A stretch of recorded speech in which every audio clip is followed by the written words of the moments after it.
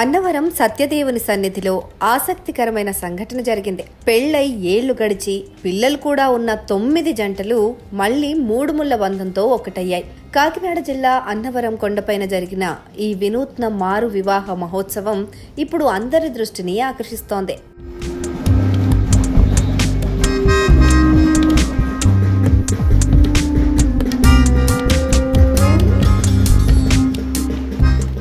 విశాఖ జిల్లా అచ్యుతాపురం మండలం కొండకర్ల, ఆనందపురం ప్రాంతాలకు చెందిన 9 మంది దంపతులు ఇటీవల కుటుంబంలో తీవ్ర ఆర్థిక, అనారోగ్య సమస్యలను ఎదుర్కొన్నారు. దీంతో ఓ సిద్ధాంతిని సంప్రదించారు. గతంలో చేసుకున్న పెళ్లి ముహూర్తంలో తీవ్రమైన దోషాలున్నాయని, శ్రావణ మాసంలో మళ్లీ మాంగళ్య ధారణ జరిపితే ఆ సమస్యలన్నీ తొలగిపోతాయని సలహా ఇచ్చారు.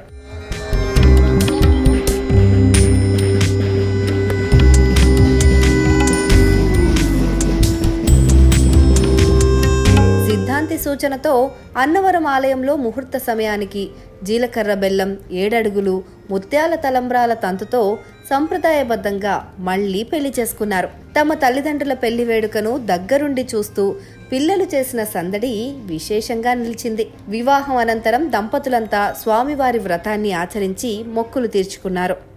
ఈ దేవస్థానంలోనే మా గురువుగారు ఆనందపురం, ఆయన పేరు నారాయణమూర్తి గారు అండి. వాళ్ళు మా ఇంటికి వచ్చి వాస్తు చూస్తే వాళ్ళు మా తాలూక పెళ్లిలోని జాతకం బాగోలేదని, మా తాలూక డిస్టర్బెన్స్, చికాకులు ఇలాంటివి ఉన్నాయని వారు మరో మంగళవారంగా ఈ సత్యనారాయణ గుడి దగ్గర వివాహం చేసుకోమన్నారు. మాది 3 ఫ్యామిలీలు అండి. అచ్యుతాపురం అన్న కొండకల్లు విలేజ్, అలాగే మా గురుగారి విలేజ్ లోని అనంతపురం మండలం అండి. అక్కడ కూడా 6 ఫ్యామిలీలు వచ్చాయండి. మా ఫ్యామిలీ తాలూక చికాకులు, గొడవలు ఇటువంటి ఉన్నాయండి. ఇక్కడ దోషాలు ఉన్నాయండి. ఈ గుడి దగ్గరకు వచ్చి వివాహం చేసుకుంటే ఆ స్వామివారి ఆశీస్సులు మాకు ఎప్పుడు ఉంటాయండి. వెళ్ళ ఉండాలండి.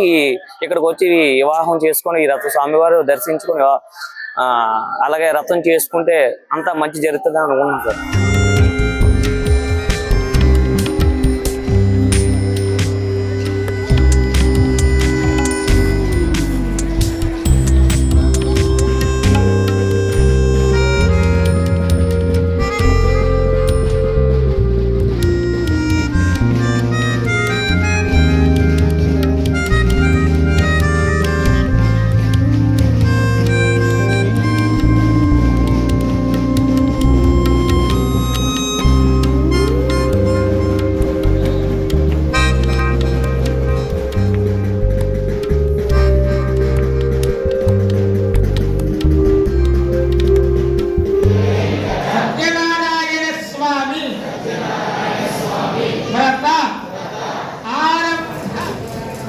Entra